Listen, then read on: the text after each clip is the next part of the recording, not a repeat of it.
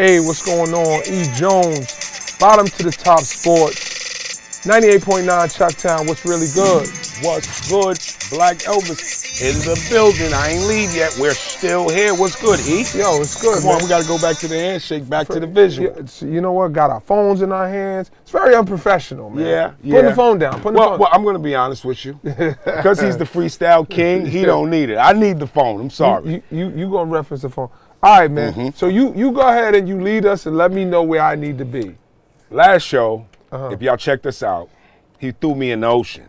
Please log on to that website, ESPN. How did I throw you in the ocean? What are you talking about? The people don't even know what the ocean is. Billy Ocean, so Frank Ocean. No, when you're in the ocean, you're in the middle of a situation with no lifeguard. Threw me right in the ocean. Let me tell you how. You got to tell people what the ocean are. You got to. Context matters. When you come up with great questions and throw I got one for you. I'm not even going to talk about what happened. I'm going to do it. Off rip. Hold on. So off rip, like you did to me. This is a reversal. It's a reversal. You've been waiting all week for this. I've been waiting for this. I'm here. I know he loved the smoke. I'm here. Top 3 point guards that ever come out of New York City. Top 3 to ever come out of New York City. Nate Archibald. Nate, okay. Led the NBA in points and assists in the same season. Nobody's ever done it since. Okay. Got to put him in the conversation. Okay. After that, you know, it's interesting because you could go a bunch of different ways, but I'm going to go ahead and say Bob Cousy. Going with Bob Cousy, the Celtics great, just because of the championships that he won. And this next one is a little bit biased. No, you know what? Lenny Wilkins. That's how I'm moving. Ooh, that's how you giving it up? That's how I'm feeling. I'm old school. Wow, he's old school. That's how I'm going. Wow. Lenny Wilkins was the all-time leadingest winning coach in the NBA for a short period of time. Unbelievable playing career and as a coach. I'm going with history, nostalgia, numbers. Okay. Well, Tiny Nate Archibald's definitely one I would go with. Okay. I have to go with, let's see, Kenny Anderson. You could. I mean, you could.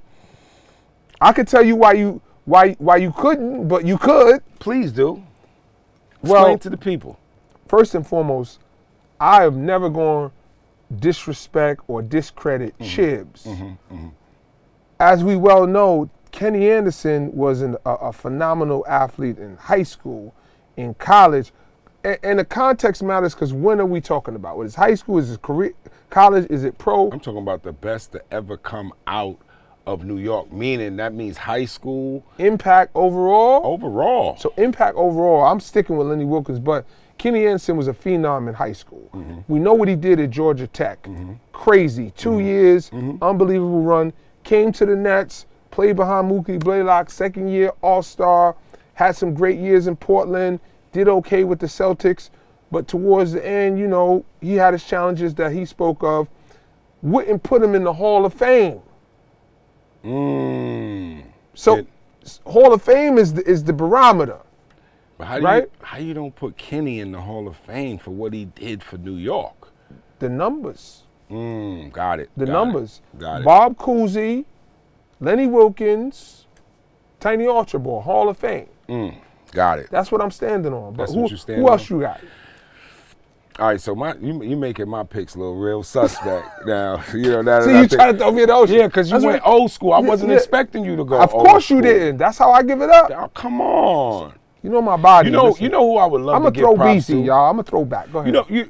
For those kids out there who, might be a little overweight or might not be the quickest or the fastest, you know who I'm not saying it's the top 3, but, like, I'm putting them honorable mention. Mark Jackson. Well, I put a post up on Instagram about Van Gundy and Mark Jackson being removed from their position at ESPN. Just because I wanted to be able to give flowers and show the fact that I have a loyalty to Mark Jackson. Now, listen, I want to say this. I've never actually met him. Okay. We've been in the same rooms before. I don't personally know him. Okay. So I want to say that for context.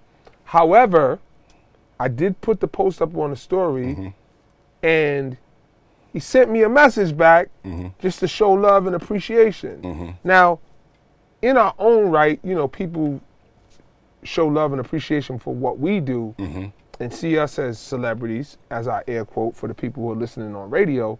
But here's a guy who I looked up to.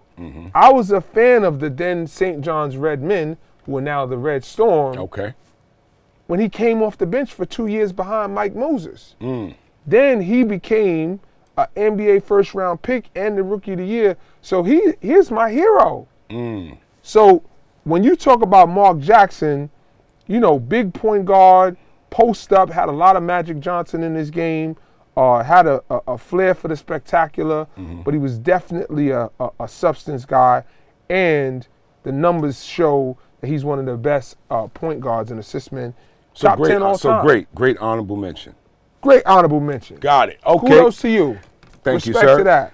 Yo, another person that, I don't really believe there'll be no Kyries and a lot of kids coming out of the city if it wasn't for Rod Strickland. Well, Rod was a different kind of beast. Probably top 3 finishers below the rim that's not playing athletically. I put him in that conversation with Kyrie, guys like Jamal Crawford, Isaiah Thomas. Just the ability to have the hang time and the body control be able to absorb contact and still finish. And make the bucket. Finish your breakfast, kids. Finish your breakfast. So Rod had some things that were not teachable, just a feel. He used to have that straight back, and he just would get downhill. And it seemed like he's one of the players who had the best basketball instincts that I've seen. Didn't really premeditate or plan anything he did. He just reacted to your mistakes. And when you made a mistake, boy, did he make you pay. He made you pay. And although he didn't shoot the 3-ball outside of when he played with Rick Pitino in New York, because we know they were just jacking Yeah, threes. they was jacking. He was a good mid-range shooter. Yeah. Rod Strickland would get you off balance and pull up for that mid-range. And I don't know what happened, because when you look at guys like Kevin Johnson and Isaiah Thomas and Joe Dumars, those guards used to really, Jeff Hornacek, they used to really thrive in the mid-range. In the mid-range. Well, Jeff Malone. You know who messed that up? Steph Curry? Steph Curry! Nah, we can't blame Steph because there was a bunch of people. But let me say this. The league is a bunch, so you have to understand the league is a bunch of people who I'm falling back. I'm seeing James Harden. Doesn't matter he's slowing up the offense. Doesn't matter that he's, not a good teammate.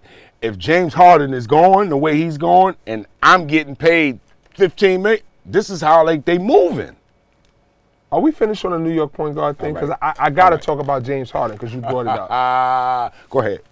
He said, and I quote, "I will not participate for any organization that Daryl Morey is a part of." I heard that. I just want to unpack this for a second. Yeah, I heard that.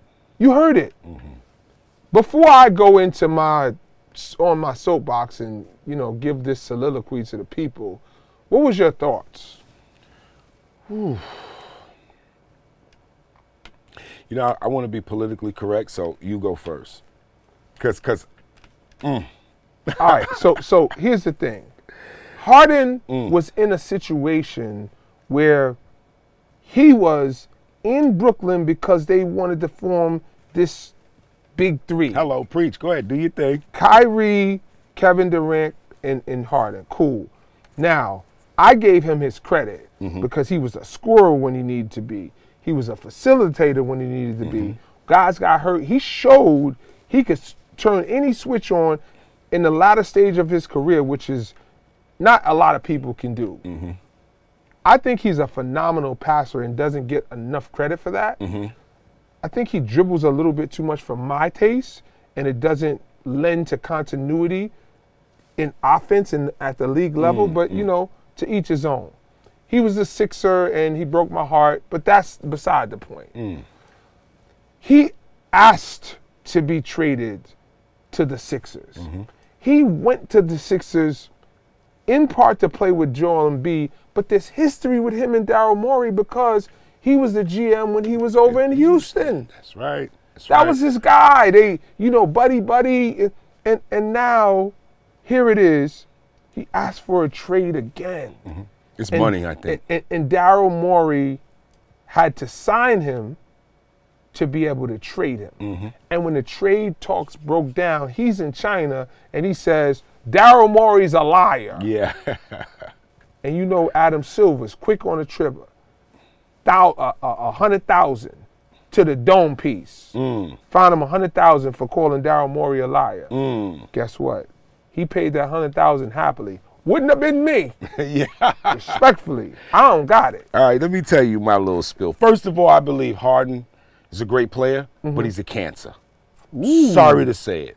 Wow. When you just You ain't even play. No, I'm not playing with him. That's why I said you go first, because I didn't even want to go straight into being negative. I know you're gonna talk about the good things So first. hold on. You're owning right now the negativity. I see it everywhere he goes. He might mesh there for 1 or 2. We ain't even gonna call it negativity. You just truth. You just fact. You just giving the facts. But that's what I see as far as my opinion is concerned. Right. When I look at Harden, Harden is one of, like, I would have to say the top 20 players in the league. Correct. Agreed. But when he goes to a team, step back and observe. Eventually, teammates are getting frustrated. Why? Because his style of play, he wants to hold the ball. Now, there's some good things that come out of that a lot of times. Yeah. But when you're talking about continuity and like just everybody moving without the ball and having everybody involved, Winning basketball. he How gets that. about defense? Well, Non-existent. there's a reason why Eric said, how about defense? Let me tell you why. How do you play with the best defender probably in the league? So which means, and I was a horrible defender, by the way. Respectful. So I loved playing with good bigs because they was going to save me. Harden is probably one of the worst defenders in the league when you're talking about being the top 25 players in the league. That's elite. To be a top 25 player and not be that great on defense. I don't even know if it's capability or if it's effort. I believe it's I think a he little just bit takes of both. plays off. I believe it's both because, you know, he's a little slew-footed. You can see that. You know what I mean? Did you say slew-footed? Yeah, the old school, you know what I'm saying? You can see it. But it's Slew-footed is nuts. But his skill set is crazy though. That's a fact. He's not really going that fast. You know what I mean? Yo, let me just say this. You I know you got topics you got to get to, but you leading me into stuff and we ain't gonna finish our stuff. Yeah. Steph Curry, And questions. they said that he's probably the best conditioned athlete to ever play in the NBA. They said his workouts is like unconventional, and they've expanded his breathing by putting like not cement, but like sandbags on his back, and I guess it expands his chest cavity.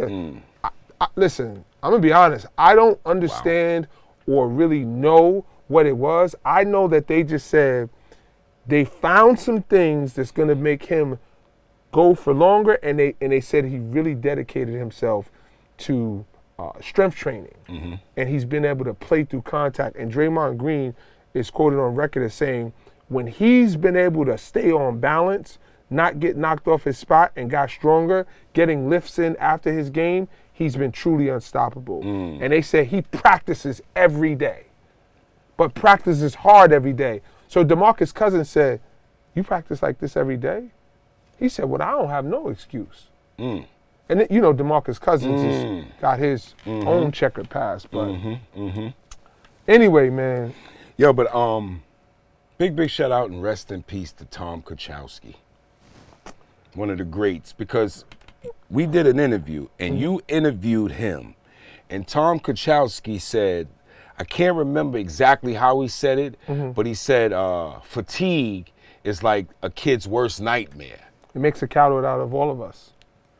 Because when you're fatigued, mentally or physically, just think about if you're a longshoreman or you're a police officer or you're a firefighter, and you saving people out of a building, right?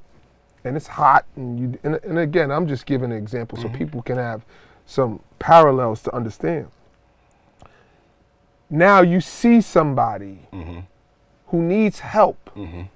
Adrenaline and something kicks in, and there's a gear that you have that's either going to tell you one or two things. I'm going in there to get it done. I got to get this done, or I saved 4 people.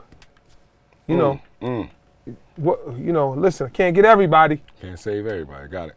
So when you're a ball player, how that relates is you the fourth quarter, like I got 40. You know what I mean? You want me to get a stop too? Yeah, You want me to get a rebound too?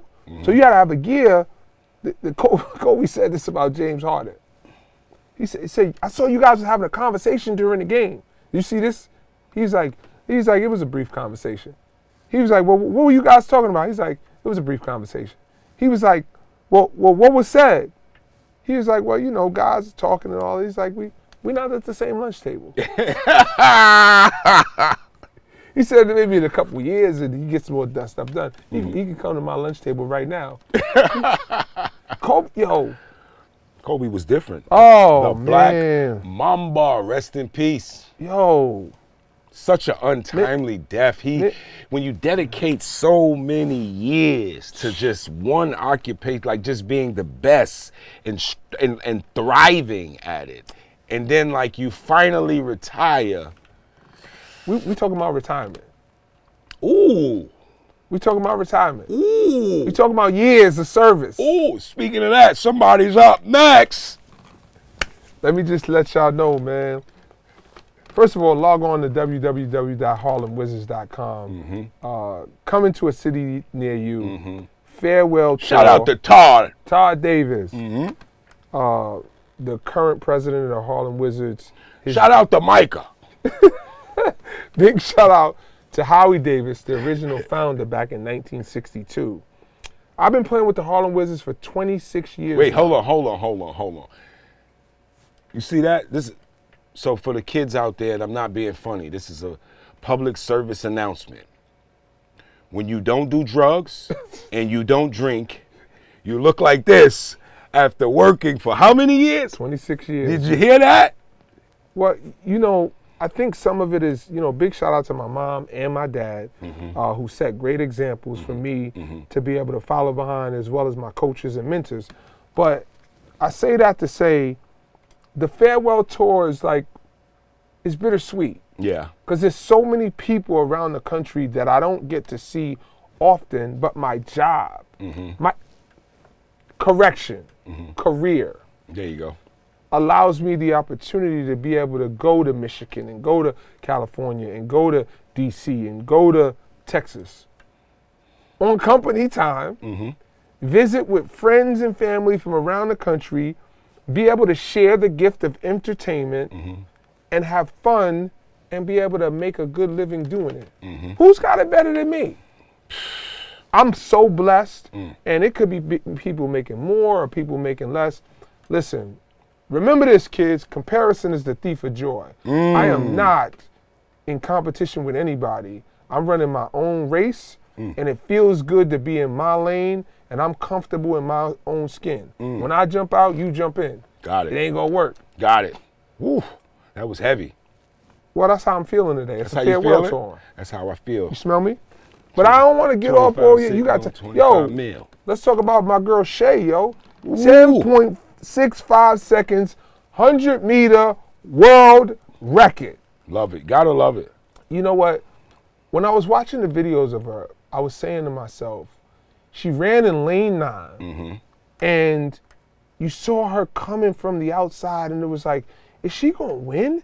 Is she gonna make up this ground? And then all of a sudden, you sort of like, I didn't even peep that like she actually won until like they switched the angle, and then you saw her face smiling before she ran through the tape, and then the world record came. So it must have been like, what do you think that feeling is like for somebody to have that level of jubilation, knowing that number 1, I won, number 2, I came from behind, and number 3 is a world record? First of all, it's like us being ball players, I guess we can say it's like a game winner. Yeah. You know what I mean? It's A like game a game winner. winner. Like, You ever hit a game winner? I had a couple. Word? Hit a couple. Big shout out to Cameron in Manhattan Center.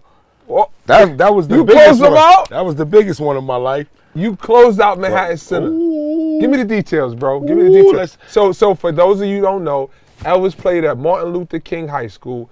Cam and Mace played at Manhattan Center. Do you remember the year? Rich Parker, Headache. Bird, they had a crew. Yeah. Headache, they had a crew. Yeah. Sherm Jones. They had a crew. No, I don't know if Sherm was still there. Nah, he wasn't there. He wasn't there. So, but do you remember the year? 92, 93? Wait.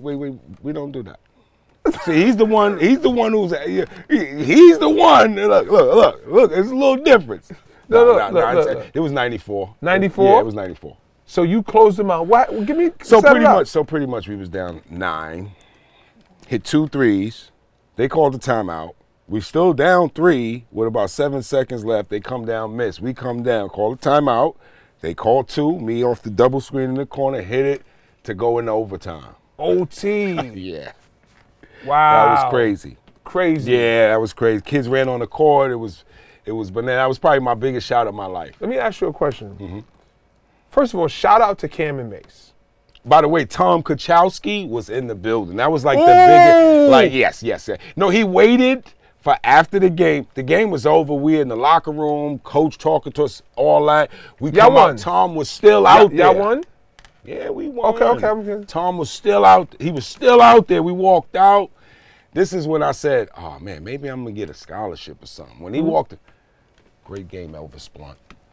I felt First like and last. Yeah, I felt like I was like government. somebody. I said, oh, okay, you know my whole name. Yeah, you had 9 points in the last how many ever minutes or whatever. No, then I scored another 6 in the overtime.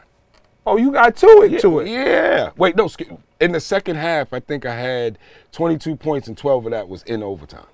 Wow. Wow. When you was on one. Yeah, I was on one that game. So let me ask you this. Hold up. Let's go back and forth. Game winner.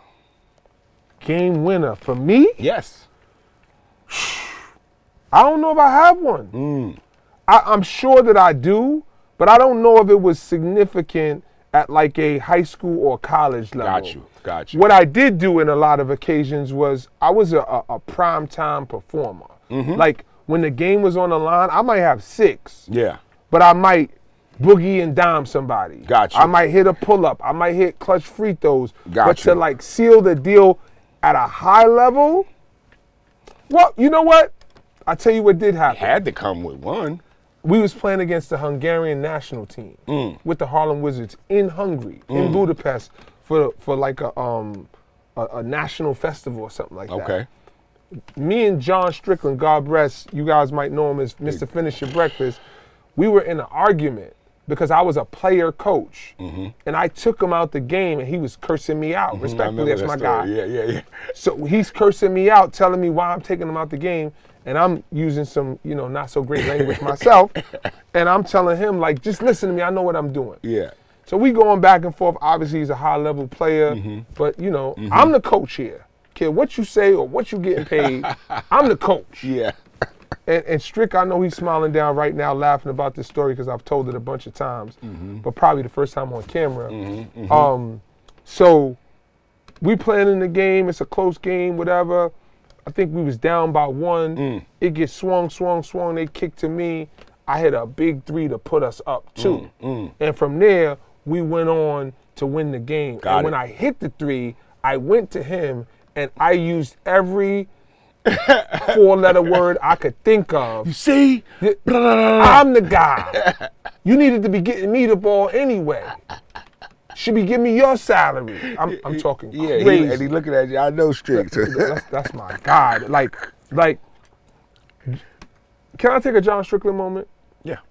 Strick was the type of guy that'll call you at 6 in the morning and say, yo, what you doing? Wake up. I'm at the track. I'm like, what are you talking about? Tell Miss Jones to wake up. I'm at the track. Like, yo, first of all, I'm not married at the time. He like, put me on speaker. I'm at the track. Will you wake up? And he's cursing. Wake the F up. Wake up. And he used to always tell me, yo, OMC. You know what that stands for? One more chance. He was talking about this comeback he was going to make. Because he got all these stories walking into Pat Riley's practice with glitter on his face from the strip club. Yeah. that was my guy, man. Yo, speaking of that, man, OMC. I know Strick mainly for these summer tournaments. How he would literally entertain and capture the audience and interact with the kids in the audience. He was an entertainer from day one. The best and most talented basketball entertainer of all time. You think so? Meaning, there's guys like myself who are entertainers, but the level of basketball that I play at is not there. Got it. Right? Got it. There's some guys who are good basketball players. Got it. I get it. So the combination of hoop skills and entertainment skills, he wasn't even like trying. Well, yeah, he was. He wanted to be entertaining, right? So he was making a conscious effort to entertain, but he was so natural. Yeah. And he wasn't like malicious. Yeah.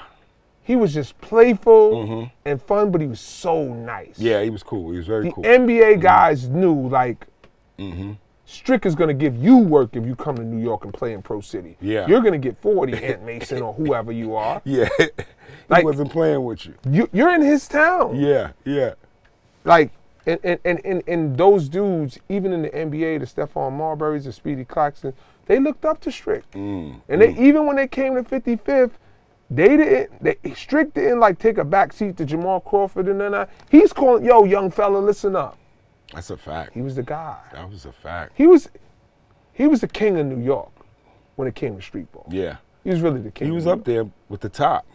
At that time when he was playing, I mean, I don't want to go into his bag and his numbers, but I know the numbers. I'm sorry. No, it's all good. It's all good.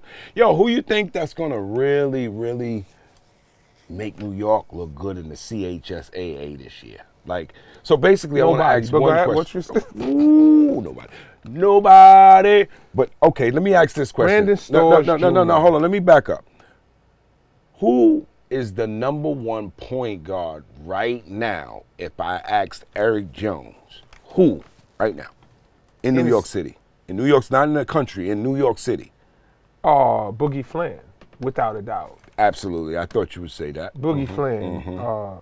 Yeah, John Nell, Boogie Flan, Archbishop Stepanak, top point guard in the country, top 15 player in the country, should be a shoo-in for the McDonald's All-American, USA basketball, highly decorated student athlete, good student, great kid. Yeah, beautiful. That's a good thing to hear, man. Shout out to his parents, too. Yeah, big shout out to Big John, man. Because when you say that, you know, dude.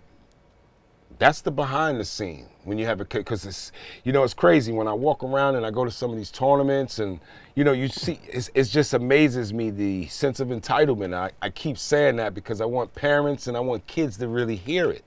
Because no one wants to help a kid if you already all that.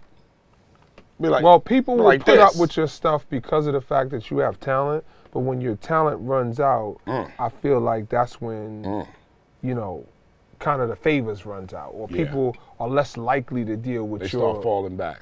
But they don't have to anymore. When you have talent, you can give people your butt to kiss because you know they want your talent. So you could be a little snooty or uppity or not so nice. But, you know, anyway, man, I'm gonna cut you off this time. Yes, sir. We out of time, brother. Oh, no. All the time, every time, huh? I keep telling you to call ESPN. I keep telling you to call ESPN to get us 6 hours. We be like Mike and the Mad Dog. Big shout out to Steve Figueroa. Yo, Steve. Big shout out to MNN.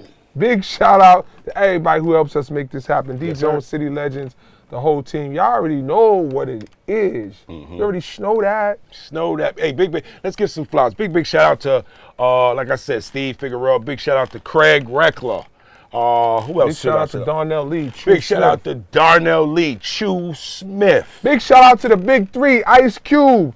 Yo, the Big Three's back, man. If y'all ain't see it yet, make sure y'all check that out. You better. Big Three is do pit hopping. It's popping back. Because we giving all praises to God. Absolutely. Big shout out to the man upstairs who always make this happen. And opens doors that no man can close. Peace.